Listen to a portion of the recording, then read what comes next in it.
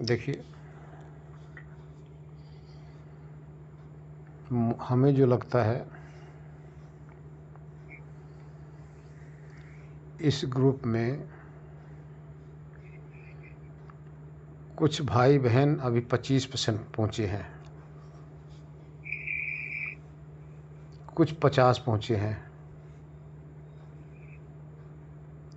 कुछ 60 पहुँच चुके हैं। जो मुझे थोड़ा सा लग रहा है 25 से 60 के बीच में अभी पहुँचे हैं। तो अभी यात्रा तो आप लोगों की काफ़ी है, लेकिन ये चीज़ देखिए, इतना नज़दीक पहुंचना भी बहुत आश्चर्य की बात है।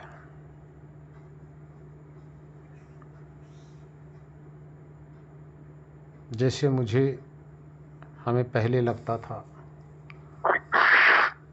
नंदलाल जी म्यूट कर लो।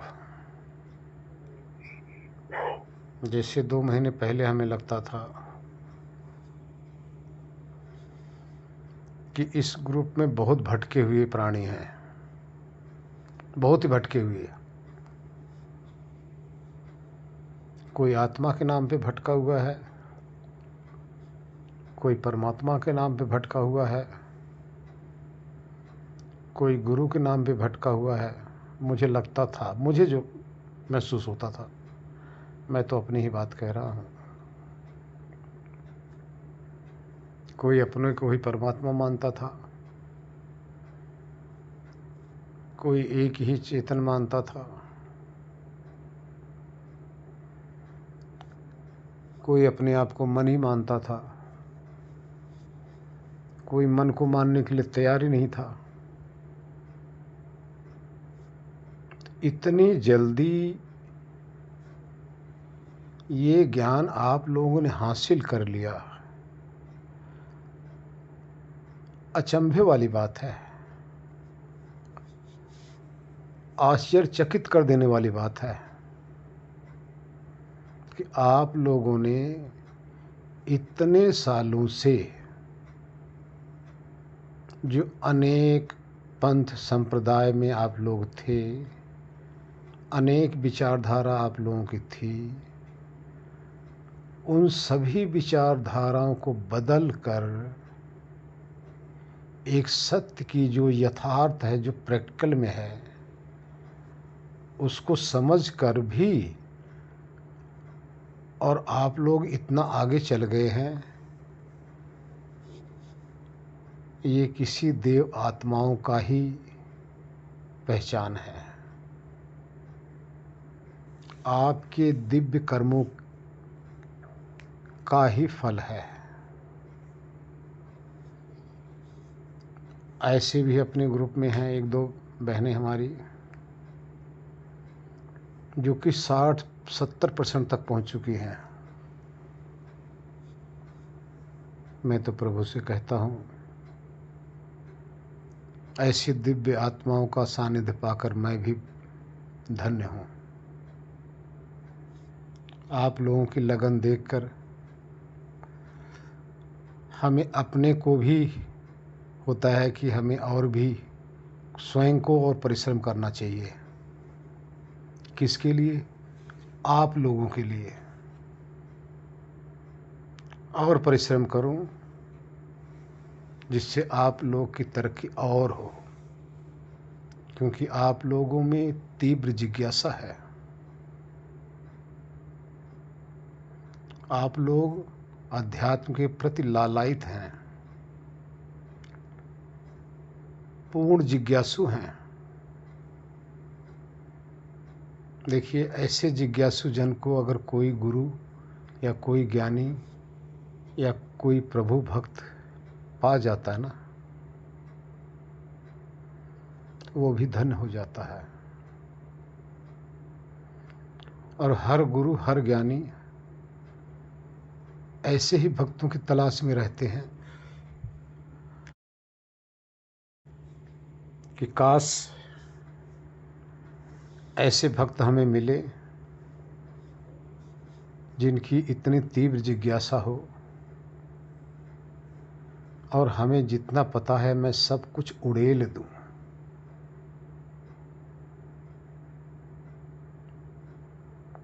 इसी तरह से परमात्मा भी इंतज़ार करते रहते हैं कि ऐसा कोई जिज्ञासु भक्त हमारा कोई मिले कि मैं अपने आनंद को उड़ेल दूं।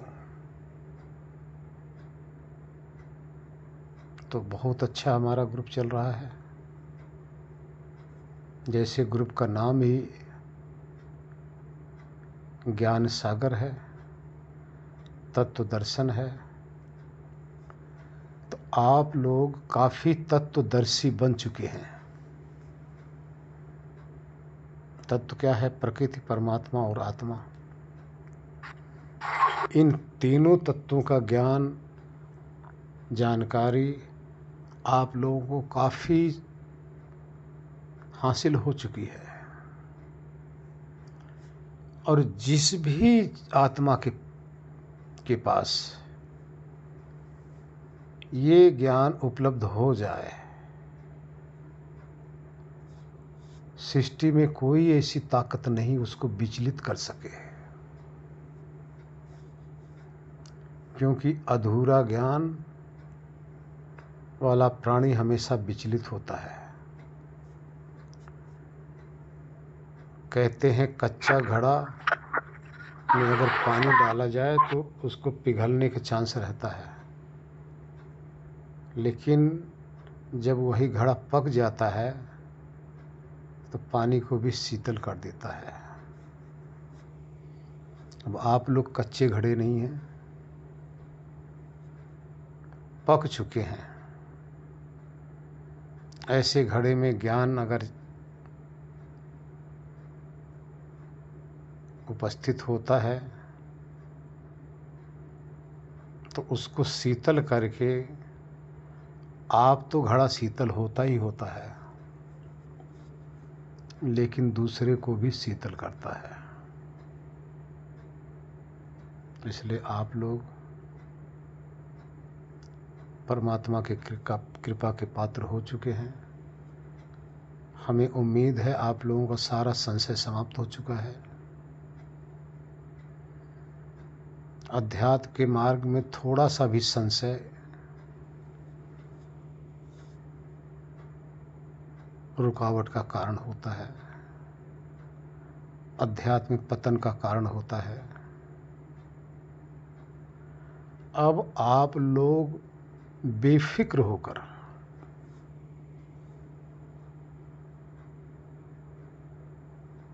साधना में लगे रहेंगे तो मोक्ष के काफ़ी सानिध्य में है। अब आप लोगों का कोई भी कर्म ऐसा नहीं बनेगा जिससे पुनर्जन्म का कारण होगा। आप लोगों की पूरी गारंटी हो चुकी है परमात्मा की तरफ से इस समय। जिसके पास 50% तक उपलब्धि हो गई हो, उसका जन्म श्रेष्ठ पुरुषों के घर में होना आवश्यक हो गया। श्रेष्ठ पुरुषों के घर में, जो 70% तक पहुंच गए हैं, ऐसे प्राणी का स्वर्ग होना अनिवार्य हो गया है। हमें उम्मीद है कि थोड़ा सा परिश्रम आप लोग और करेंगे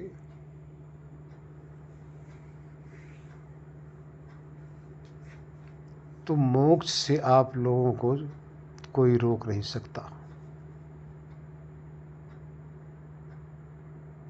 मोक्ष को आप लोगों ने भली भांति यहाँ देखना है, ध्यान रखना, सुनना नहीं है। दुनिया में 99% और 9 पॉइंट मोक्ष के विषय में सुने ही नहीं है अध्यात्म में। और आप लोग मोक्ष क्या होता है उसमें ठहरने जा रहे हो। मुक्ति क्या होती है उसको भली भांति जान लिए हो।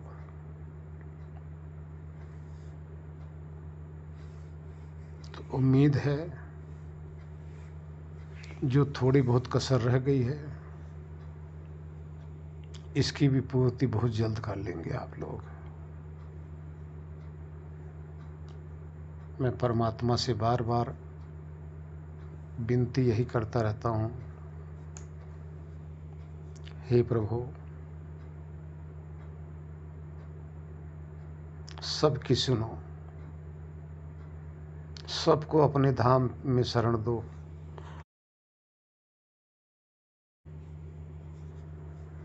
अपने धाम में, अपने चरणों में सबको स्थान दो। जो ब्रह्मलोक है आपका, जिस ब्रह्मलोक में जाकर समस्त चेतन आत्माएं सदा के लिए मोक्ष को प्राप्त कर लेते हैं और सिर्फ आपके शरण में रहते हैं।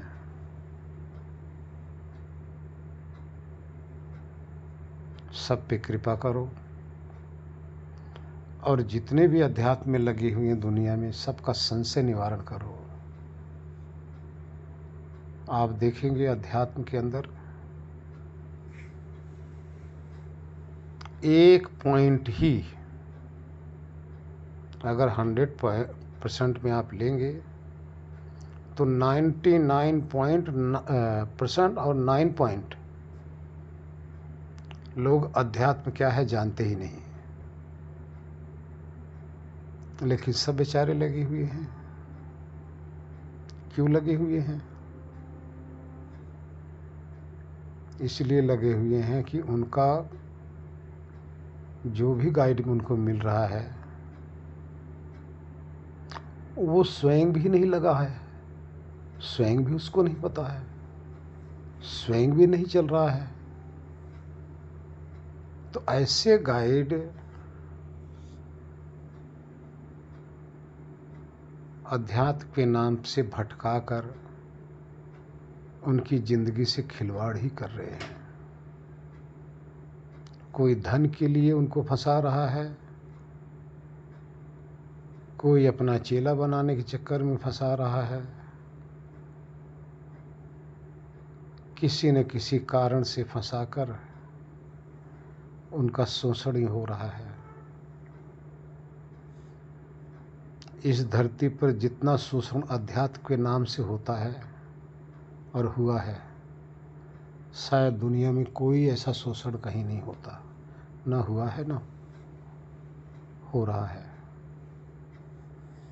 इसलिए प्रभु सब पे कृपा करे, कोई तत्वदर्शी सबको मिले जो उनके आँखों में तत्व ज्ञान का अंजन लगाकर दुनिया को दिखा दे, दुनिया उनको दिखा दे और उनका भ्रम का नाश हो जाए और सत्य की तरफ चलने लग जाए। सत्य प्रकट है, सत्य कहीं दूर नहीं है, इसी मोह माया के अंदर छुपा हुआ है। लेकिन कोई तत्वदर्शी ही इसको जानकर किसी अध्यात्म प्रेमी को इस तत्व का दर्शन करा सकता है। इसलिए प्रभु सब पे कृपा करें। आप लोग काफ़ी उन्नति कर रहे हैं, और करो, ठहरो मत। ध्यान रहे अध्यात्म में कुछ मिलता नहीं, ये गौर कर लेना। सब कुछ छूट जाने का नाम अध्यात्म है। सब कुछ का अर्थ है मोह, माया, आपकी धन दौलत, आपकी शरीर, आपकी इंद्रिय, आपका मन, ये सब छूट जाए। सब कुछ छूटने के बाद में जो तत्व शेष रह जाए, जो विनाशकारी नहीं है, जिसका विनाश नहीं होता, उस अविनाशी स्वरूप के अंदर ठहर जाना ही अध्यात्म है।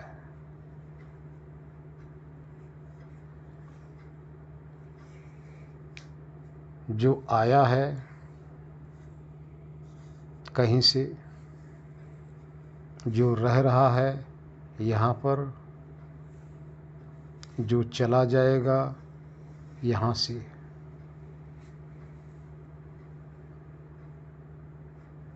वो कौन चीज़ है, उसका संगी साथी कौन है, तो आप अनुभव करेंगे वही सत्य है। लेकिन ये आना जाना तो लगा रहता है। आज यहाँ है, कल और कहीं चला जाएगा, रहेगा तो धरती पर ही। फर्क इतना है, आज पैंट शर्ट पहन के आया है तो और कहीं जाके साड़ी ब्लाउज पहन लेगा, और कहीं जाएगा तो दूसरा वस्त्र धारण कर लेगा, और कहीं जाएगा तो और वस्त्र धारण कर लेगा।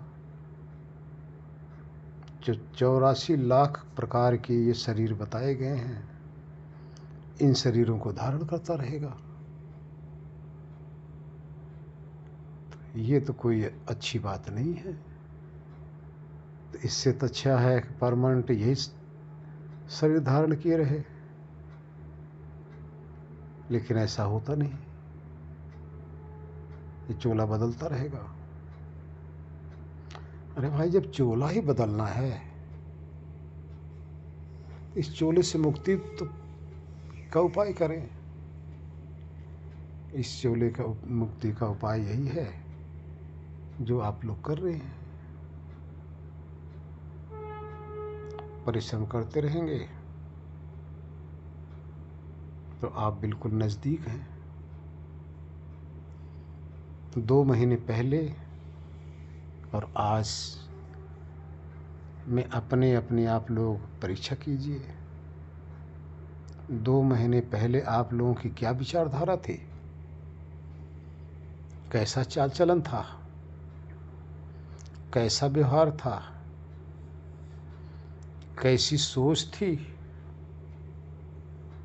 क्या भाव था, और आज घटाइए अपने आप को। कुछ बदलाव हुआ या नहीं, कुछ आप में चेंजिंग हुई या नहीं, सोच कुछ बदली कि नहीं, मोह कुछ कम हुआ कि नहीं, राग कुछ कम हुआ कि नहीं, प्रसन्नता अंदर से आई या नहीं, अब अपने आप अकेले में ठहरने की आपकी आदत बनी या नहीं। तो आप लोग 2 महीने पहले से और अब में अपने अंतर देखिए। ये तो आप ही अपनी परीक्षा करेंगे ना। इस तरह से साधक को अपनी परीक्षा अपने आप करनी चाहिए, क्योंकि साधक कहाँ तक पहुँचा है ये उसको पता है, दूसरे को पता नहीं होता। अब आपको भूख लगी है, दूसरे को क्या पता। आप अंदर से प्रसन्न हैं, दूसरे को क्या पता। आप शांत हैं, दूसरे को क्या पता। तो अपनी परीक्षा करते रहो, अपना स्वाध्याय करते रहिए। स्वाध्याय का अर्थ है कि ये नहीं कि किताबें पढ़ते रहिए। अब किताबें आप लोग बिल्कुल छोड़ दो। किसी भी आध्यात्मिक पुस्तक के नज़दीक आप लोगों को जाने की आवश्यकता नहीं है। आप सिर्फ तत्व को देखिए।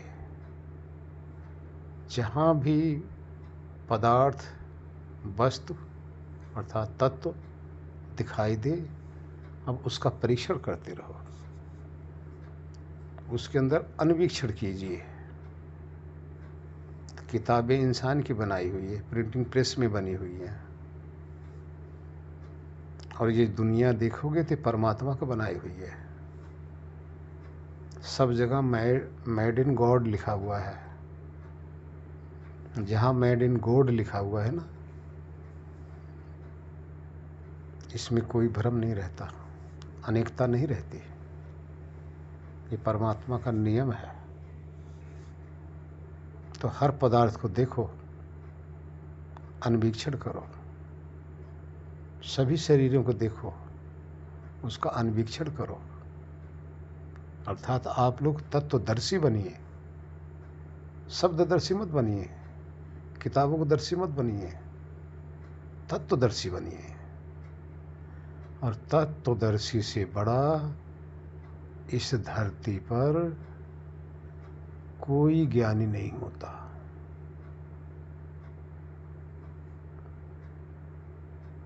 तत्वदर्शी ब्रह्म ऋषि से भी बड़ा होता है। जोगी महात्मा जितने भी उपाधि दी गई है, सबसे महान तत्वदर्शी होता है। इसलिए तत्वदर्शी बनिए। और इस तत्व दर्शन में आप अनुभव करेंगे, दिन दूना रात चौगुना आपके सामने ज्ञान प्रकट होता रहेगा। जहाँ आप देखेंगे, जिसमें भी आप दृष्टि डालेंगे ना, वहाँ सत्य ही सत्य दिखाई देगा। इसलिए आप तत्व का दर्शन कीजिए। कोई ऐसा एक कण आपको नहीं मिलेगा जिसमें दर्शन नहीं होगा। कोई देह नहीं दिखाई देगी जिसमें आपको दर्शन नहीं मिलेगा। देह में देखेंगे, उसमें छुपा हुआ आत्मा आपको दिखाई देगा। संसार में देखेंगे, सब में छुपा हुआ आपको परमात्मा दिखाई देगा। ऊपर देखेंगे तो आप सब में, सब जगह प्रकृति का खेल ही दिखाई देगा। इस प्रकार से अपने जीवन को ढालो। कोई अपना पारिवारिक सामाजिक कार्य को मत छोड़ो। अपना गृहस्थ जीवन व्यतीत करते हुए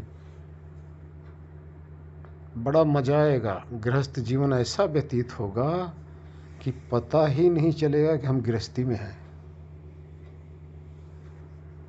और आपकी गृहस्थी भी इतनी अच्छी चलेगी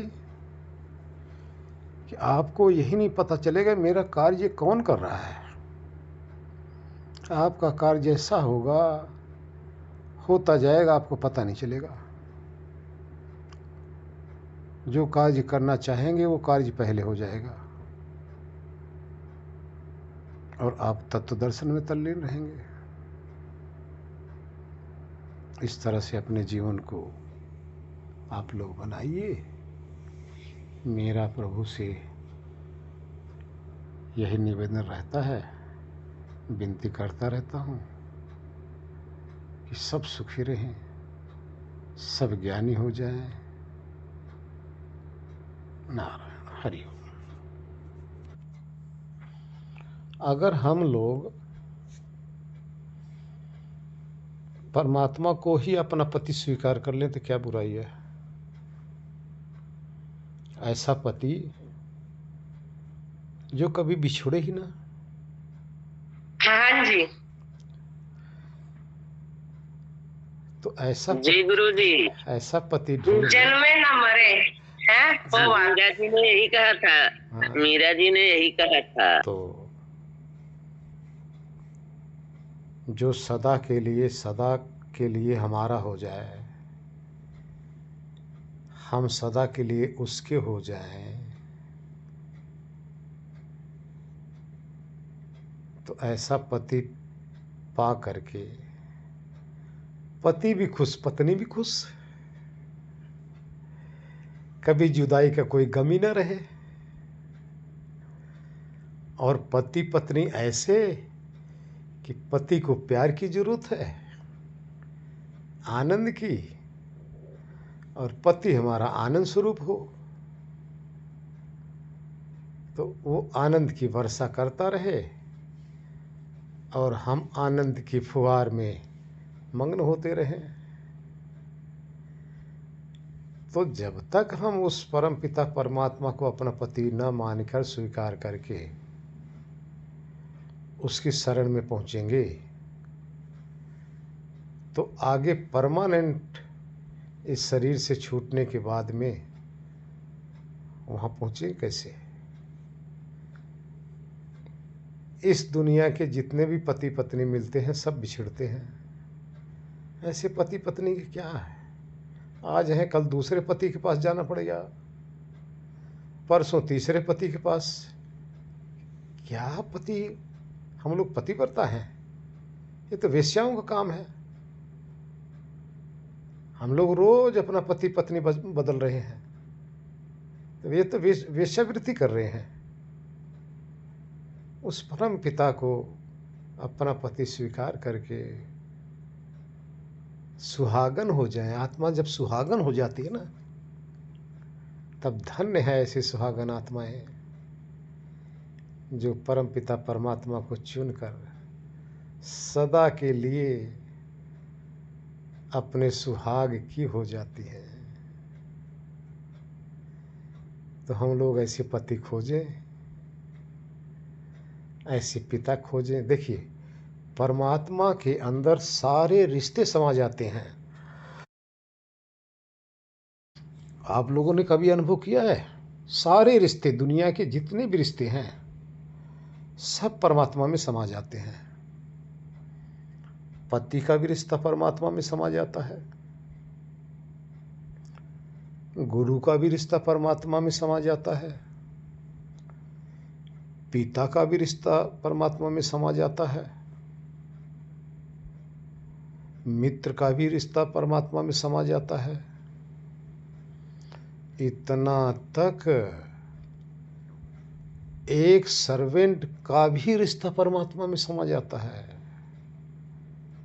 कभी आप लोगों ने अनुभव किया है परमात्मा आपका सर्वेंट बनके आपके साथ है? किसी ने अनुभव किया इस चीज को? जब आप लोग सो जाते हो तो आप लोगों का जो सांसों का जो पंखा है, ये सारी रात परमात्मा जलता रहता है। आप लोगों के अंदर जितनी भी चीजें हैं, आपके सोते हुए भी वो आपको लोरी देता हुआ, आपके हर चीज को देखता हुआ आपको सुलाता रहता है। ये माँ का भी काम करता है सारे, ये पत्नी का भी काम करता है, ये दोस्त का भी काम करता है। सारे रिश्ते परमात्मा में समा जाते हैं। जो परमात्मा का हो गया उसको किसी रिश्ते की परवाह ही नहीं, कोई परवाह नहीं, और जरूरत भी नहीं है। बाकी जितने भी रिश्ते आपको मिलेंगे दुनिया के अंदर, सब स्वार्थी मिलेंगे। अगर उनकी स्वार्थ की पूर्ति करेंगे तो आपसे वो रिश्ता निभाएंगे, अन्यथा चल और दूसरा देख लेंगे। लेकिन परमात्मा ऐसे हैं कि आप जितनी मर्जी भूल करते रहो, जितना मर्जी दगाबाजी करते रहो परमात्मा के साथ, वो साथ नहीं छोड़ते। तो ऐसा प्रभु जो आज भी हैं, इससे पूर्व जन्म में थे, उससे पूर्व जन्म में थे, लाखों करोड़ों जन्मों के साथ साथ हमारा उनका संबंध रहा है। इसी को शाश्वत संबंध कहते हैं। इस संबंध से हम बिछड़े हुए हैं, भूले हुए हैं। किस लिए? इस दुनियादारी के जो संबंध हैं, इनके चक्कर में पड़ गए। क्योंकि दुनियादारी का संबंध कितने दिन के लिए है? जब तक जीवन है। उसके बाद आगे जाओगे दूसरे संबंध शुरू हो जाएंगे। इसलिए शाश्वत संबंध आत्मा का परमात्मा से है। उसी को अपना चुन लो, उसी के सुहागन हम सारी आत्माएं बन जाएं। वो हमारा सुहाग है, हम उसकी सुहागन हैं। अगर ऐसा प्रेम हमारे अंदर आ जाता है, किस चीज़ का गम नाम की दुनिया में कोई चीज़ नहीं रह जाती। इसलिए चुनो उसको, समझो उसको। सुनने से ही बात नहीं बनेगी। जहाँ भी आप चलो, जहाँ भी बैठो, वहाँ अनुभव करो कि वो आपके साथ है कि नहीं, आपका साथ दे रहा है कि नहीं दे रहा है। महसूस करो।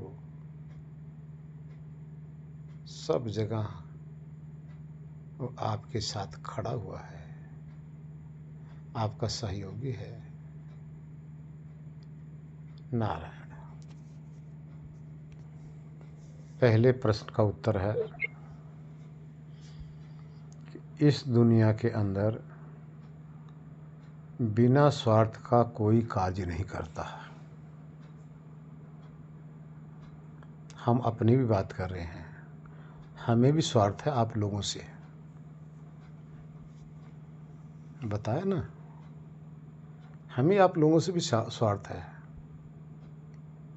क्या स्वार्थ है? हमारा आप लोगों से ये स्वार्थ है कि हमें परमात्मा शाबाशी दे रहा है। परमात्मा अपनी कृपा हमारे पे बरसा रहा है। परमात्मा ने ये जो चीज़ हमें दिया हुआ है ना, अगर हम बांट रहे हैं तो परमात्मा के बंदों को तो दे रहे हैं, परमात्मा की प्रजा को तो दे रहे हैं, परमात्मा के ही जो पुत्र पुत्री हैं उन्हीं को तो दे रहे हैं, परमात्मा की जो पत्नी है उन्हीं को तो दे रहे हैं। हम अपना ले तो नहीं रहे हैं, हम तो बांट रहे हैं ना।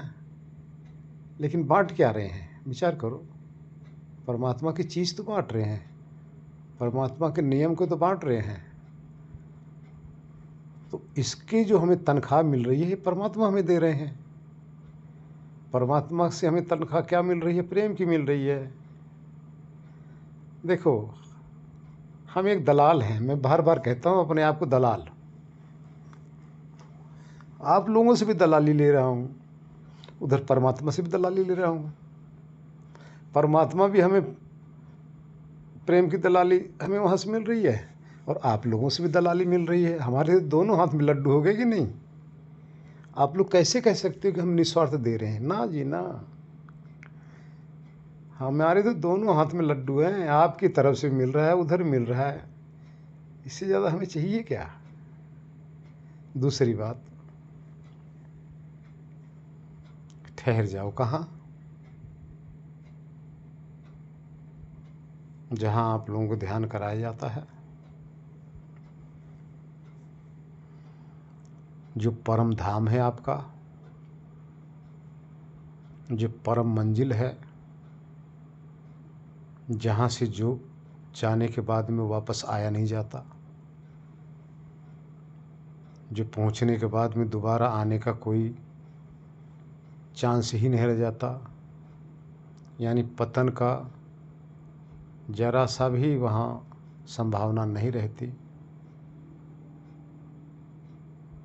तो उस जगह जाके आप लोग ठहर जाओ। और वो स्थान कहाँ है? ब्रह्मलोक है। और अभी कहाँ ठहरे हो? मृत्युलोक में। मृत्युलोक के सारा संसार है,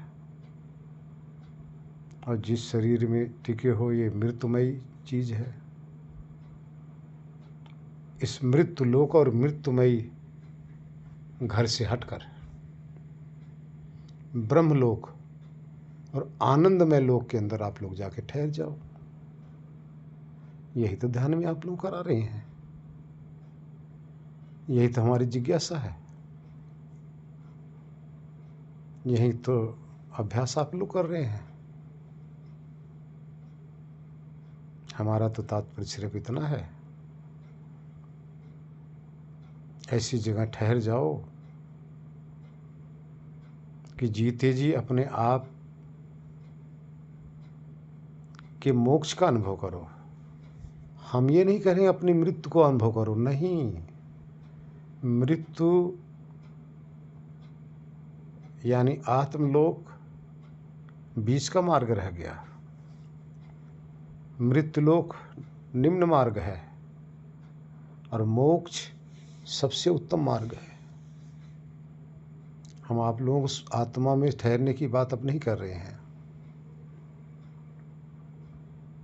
हम आप लोगों को तो परमात्मा में ठहरने की बात कर रहे हैं। यानी अपने शुद्ध बुद्ध और मुक्त आत्मा को पहले पहचान कर लो, और फिर पूरे ब्रह्मांड का जो स्वामी है उसके साथ एकता बना लो। तो अभी क्या है, पूरे ब्रह्मांड के जो स्वामी की संपत्ति है, अभी आप लोगों ने उससे एकता बनाया हुआ है, और जो पूरे ब्रह्मांड का जो स्वामी है उससे मुंह मोड़ रखे हो। संसारी लोग तो यही कर रहे हैं, स्वामी से मुंह मोड़ रखे हैं, स्वामी की संपत्ति से लगाव कर रखे हैं।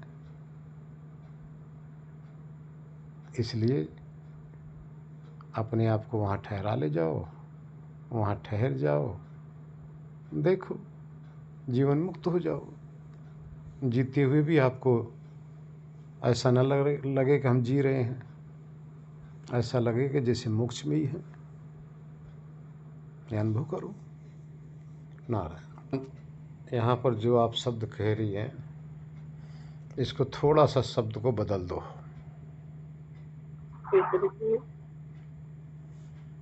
वहाँ वो अनुभव नहीं होता, हमको वो कह रहे हैं, वहाँ हम ही होते हैं। जी जी जी। हमको वो मत कहें, क्योंकि अगर ऐसा कहेंगे तो एक संशय पैदा हो जाएगा। हमें ही ऐसा अनुभव होता है, ध्यान रखना। आपको ऐसा अनुभव हुआ है कि हम शरीर से अलग हैं, ठीक है। ये आपको ऐसा अनुभव होता है, ये अपना आत्मज्ञान है, अपना स्वरूप की स्थिति का अनुभव है, स्वयं की चेतना का अनुभव है, ठीक है। इसमें वो शब्द मत कहो जैसे कोई कहता है कि वो आत्मा, अरे वो आत्मा, यहाँ एक पागलपन है। मैं आध्यात्मिक प्राणियों का एक पागलपन भी बता रहा हूँ। उनमें ये पागलपन होता है कि आत्मा का संबोधन तो करते हैं, आत्मा नाम तो लेते हैं, लेकिन स्वयं को आत्मा मानने के लिए तैयार ही नहीं है। जब स्वयं ही है तो स्वयं का संबोधन क्यों नहीं कर रहे भाई? तो वहाँ आपको स्वयं का अनुभव होता है, न कि और किसी का, अदर का, ठीक है। इसलिए स्वयं का अनुभव करो और वहाँ सिद्ध करो कि ये हम ही तो हैं, ठीक है। ये करवाया जाता है गुरुदेव, मतलब वो देखने वाले भी हम थे, जानने वाले भी हम थे, उसको खड़ा करने वाले भी हम ही थे। लेकिन जहाँ ये हो रहा है, ध्यान रखना, जहाँ ये हो रहा है वो दूसरा कोई है, वो परमात्मा है, और जो ये जान रहा है वो हम हैं। जो जान रहा है वो हम ही तो हैं। जानने वाले हम हैं, जी, और जहाँ ये हो रहा है वो परमात्मा है। वो परमात्मा है। जी, जी, जी। गुरु जी इस स्थिति हाँ, देखिए, अभ्यास धीरे-धीरे बढ़ता है, ऐसा अभ्यास एक बैग नहीं हो पाता। जैसे-जैसे हमारा अभ्यास बनता जाएगा, वैसे-वैसे स्थिरता बढ़ती चली जाएगी। पहले आप लोगों के हमेशा आत्मा जब इन गुणों के सानिध्य में आता है और उसके अंदर जो विद्यमान वासना है, जब वासना उसकी प्रकट होती है तब ही विकार आते हैं। वासना अगर प्रकट ना हो तो विकार कभी नहीं आ सकते। प्रमाण के तौर पे देखिए, छोटा बच्चा है, 2 साल 3 साल का, उस बच्चे को चाहे आप नेकर पहनाओ या ना पहनाओ, साल 6 महीने का, 2 साल का, उसको किसी भी प्रकार का शर्म नाम की चीज़ नहीं है। लेकिन वही बच्चा अगर 20 साल का हो तो अपना तन बदन ढकना चाहेगा, क्योंकि इस समय उसकी जो वासना है जागृत हो गई है और वासना के कारण से उस तन को ढक रहा है। और छोटे बच्चे की वासना अभी जागृत नहीं हुई है, तो एक समय पाकर वासना जब जगती है तब वही वासना चेतना को कर्म मार्ग पर प्रेरित कर देती है और जिससे कि चेतना फंस जाती है कर्मों के जाल में। लेकिन जब एक 20 साल का, 25 साल का, 30 साल का कोई प्राणी हो, लड़का हो या लड़की हो, स्त्री या पुरुष हो, जब उसके ब्रेन के अंदर कुछ कमी आ जाती है, जो दिमाग के द्वारा उस वासना के प्रति जानकारी ख़त्म हो जाती है, तो चाहे जैसे मर्जी बेपर्दा रहे, क्योंकि उसकी वासना अब वहाँ प्रकट नहीं हो रही है। एक वासना उसी चीज़ को देखिए, एक भाई है, एक बहन है, दोनों यंग हैं। बहन को देखकर भाई के अंदर वैसी वासना तो नहीं जागृत होगी, लेकिन पति पत्नी की आपस की वासना दूसरी तरह की होती है। बाप और बेटी आपस में जब रहते हैं तो बाप और बेटी की ये जो वासना है दूसरी प्रकार की होती है तो वासना, लेकिन पिता और पुत्री की है, यानी भोग की कामना नहीं है, लेकिन वासना तो है पिता और पुत्री की, माता और पुत्र की। तो इस तरह से कामनाएं, ये वासनाएं चेतना के अंदर होती हैं।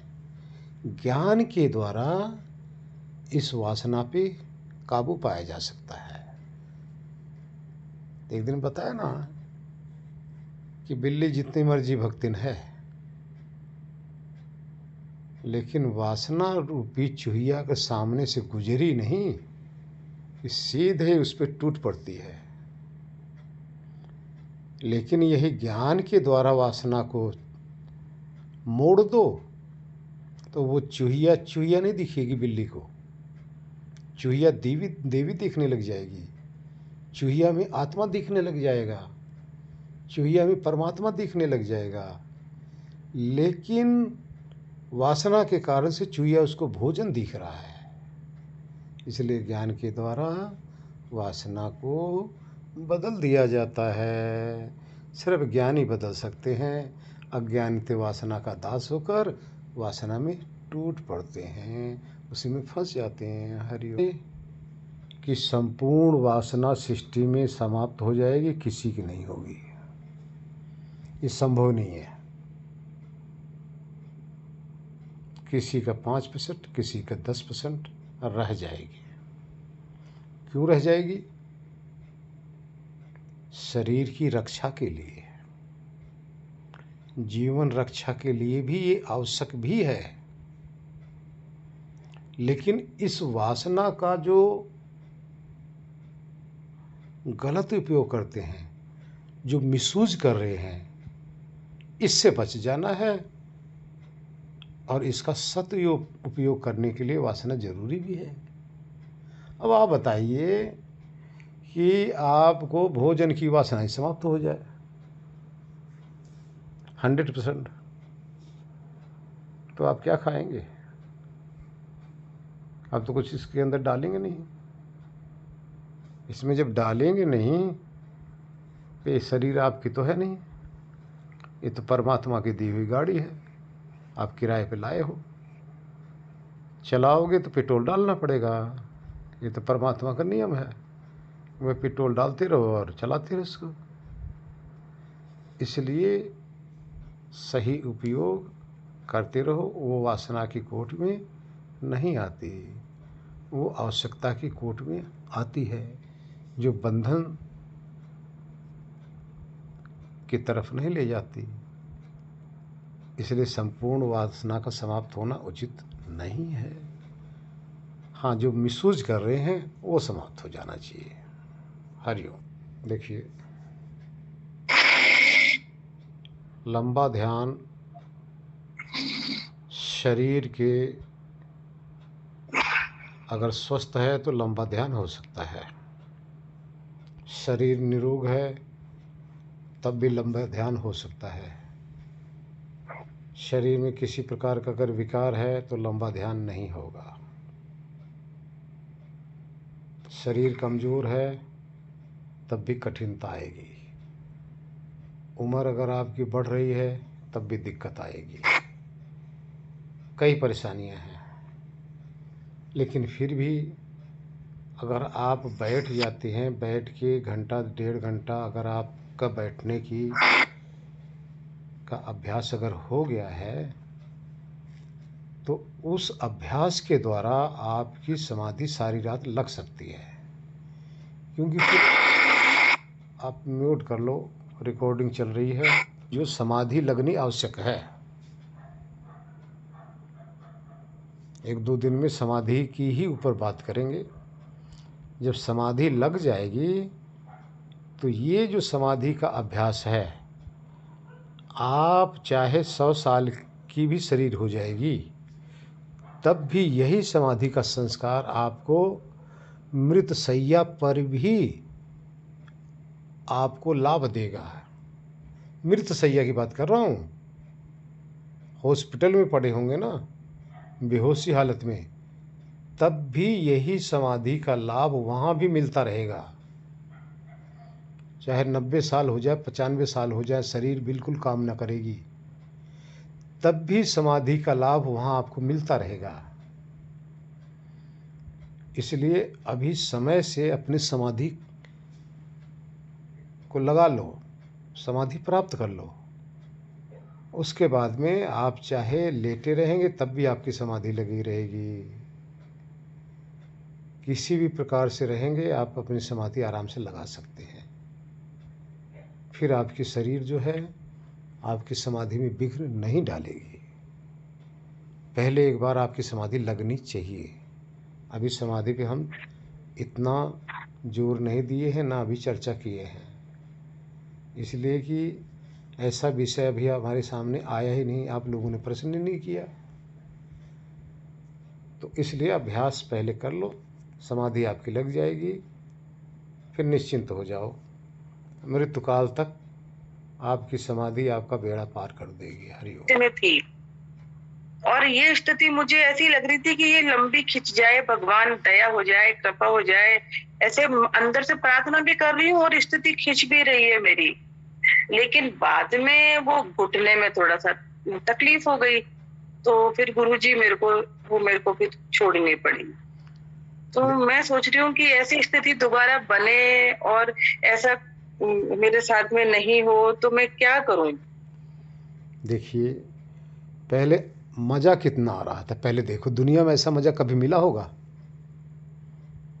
जी नहीं, कभी भी नहीं मिला। सोचा भी नहीं होगा, सुना भी नहीं होगा। तो इसी का नाम समाधि है बहना, पहचानो। इसी को कहते हैं समाधि। और यहीं जाने के लिए मैं सबको बार बार लालायित कर रहा हूँ, कोशिश कर रहा हूँ कि समाधि प्राप्त हो जाए। और फिर वहाँ से आपको अगर कोई हटाना भी चाहेगा ना, अगर आपको कोई कह दे कि सारी दुनिया की संपत्ति ले लो और यहाँ से उड़ जाओ ना, आप कहोगे भाड़ में जाए दुनिया, हमें नहीं चाहिए ये इसको छोड़ना नहीं है। जिस समय ऐसे लगने लग जाए तो उसको कहते हैं समाधि प्राप्त हो गया। समाधिस्थ होने के बाद में ये स्थिति प्राप्त होती है। अब इसको हमेशा बना के रखो, धीरे धीरे ये रेगुलर कर लो, परमानेंट कर लो। परमानेंट ऐसे होगा जब आपकी 2-4 बार ये, पहले नंबर तो जब पहले दिन ही ये स्थिति अगर घंटा 1.5 घंटे आप बैठ गए ना, तो ये आपको वहाँ से उठ भी जाएंगे तो यही याद आपको सताती रहेगी। इसी याद को लेकर आप परेशान होते रहेंगे। क्या परेशान होते रहेंगे कि सारा काम जल्दी जल्दी ख़त्म करके फिर बैठ जाओ उसी स्थिति में, बस उसी स्थिति को बना लो। दुनियादारी से आप परेशान होते रहेंगे और इस स्थिति को बनाने के लिए हमेशा लालायित रहेंगे। तो ये आपको खींचती रहेगी। और जितना आप इसमें बैठते रहेंगे तो वही स्थिति और बढ़ती चली जाएगी। आज 1 घंटे बनी तो कल 2 घंटे बनेगी, कल 2 घंटे बनेगी तो आगे 3 घंटे बनेगी, 3 घंटे बनेगी तो ऐसे ऐसे बढ़ती चली जाएगी। और एक बार में नहीं कर पाएंगे तो 2 बार बैठेंगे, 3 बार बैठेंगे, 4 बार बैठेंगे। तब आपका एक ही इंतज़ार होता रहेगा कि अपना काम फटाफट निपटा लो और फिर बैठ जाओ। कैसे? कभी आप छोटे बच्चों का काम दे दो, छोटे बच्चे फटाफट अपना सोचेंगे मुझे खेलने जाना है, वो काम निपटा के भाग के जाएंगे खेलने के लिए।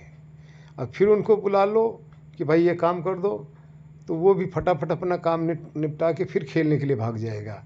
इसी तरह से आत्मा की जब समाधि लगती है तो दुनियादारी में आता तो है, लेकिन सोचता है फटाफट निपटाओ और जाके हम आनंद में समाधि में खेल लें। क्योंकि इतनी लालच लग जाती है कि उसको छोड़ा नहीं जाता। दुनिया छोड़ने की मन करेगा लेकिन वो छोड़ने का मन नहीं करेगा। धीरे धीरे आदत बनती जाएगी, अभ्यास मतलब समय बढ़ता चला जाएगा। नारायण। वो स्थिति नशे की ही होती है, भांग की। देखिए, समाधि का नशा और भांग का नशा बराबर है। भांग आप पी लो तो सारा दिन क्या हालत होती तो वही। तो ये नशा लगा लो, फिर देखो काम करने वाला एक ही है। देखिए, आपका कोई भी काम आप मुश्किल से 2% काम आप कर रहे हो, 98% आपका काम परमात्मा कर रहा है और आपको पता नहीं चल रहा है। और 2% आप करते हो तो आपको अहंकार होता कि मैं कर रहा हूँ, मैं कर रही हूँ। 98% तो परमात्मा कर रहा है। कहा गया है ना जी, धन्यवाद। कहा गया है कि सब धरती कागज करूं, लेखन करूं बन राय, 7 समुद्र को मस करूं, प्रभु गुण लिखा न जाए। इसका अर्थ है सारी धरती को मैं कागज बना दूं और जितना भी दुनिया के अंदर पेड़ हैं उनको कलम बना दूं लिखने के लिए। और जितने भी समुद्र हैं सबको अगर स्याही बना दूं और फिर भी लिखने लग जाऊं, तो ये ईश्वर का जो गुण है ना, लिखा नहीं जा सकता। लोगों ने इसका थोड़ा उल्टा अर्थ लगा दिया था कि देहधारी गुरु की तरफ, लेकिन हम तो कहते हैं उस परमात्मा का ऐसा है कि न तो बखान किया जा सकता है, न उसका समझ आ सकता है। इंसान तो बस नेति नेति कहकर चुप हो जाता है। प्रभु की माया बड़ी निराली है, बहुत महान शक्ति है। जन्म जन्मांतर उसी में, देखिए ना, करोड़ों अरबों जन्मों तक हम लोगों ने भटके हैं। आज तक पता है कुछ? कुछ नहीं पता, अपना आज का ही नहीं पता। लेकिन इन करोड़ों अरबों खरबों जन्मों में कितनी लाख जोनियों में हम भटक भटक के कहाँ से आए हैं, ये तो परमात्मा को तो पता ही है ना। जितनी शुरू से अब तक की सारी जोनियों का परमात्मा के पास लेखा जोखा है, हर जीवों का, हमारा भी, आपका भी, सबका। तो ऐसा प्रभु, ऐसा निराला, ऐसी शक्ति से हम बिछड़े हुए हैं, और इस मनुष्य देह में आकर भी हम उसी को अपना स्वरूप मान बैठे हैं। कमाल है, कितनी अज्ञानता है, अहंकार। बस हम अपने आप को ही परमात्मा स्वीकार कर बैठे हैं। हद है, कितनी नादानी है। हम तो कहते हैं परमात्मा कहने वाले को, प्रभु इनके अवगुण को माफ़ कर दो, ये बेचारे हैं तो आपके ही बालक, उद्दंडता पे आए हुए हैं, नादानी कर रहे हैं। आपकी जगह बैठकर, आपकी जगह लेकर अपने आप को ही परमात्मा स्वीकार कर रहे हैं। क्षमा करो इनकी नादानी।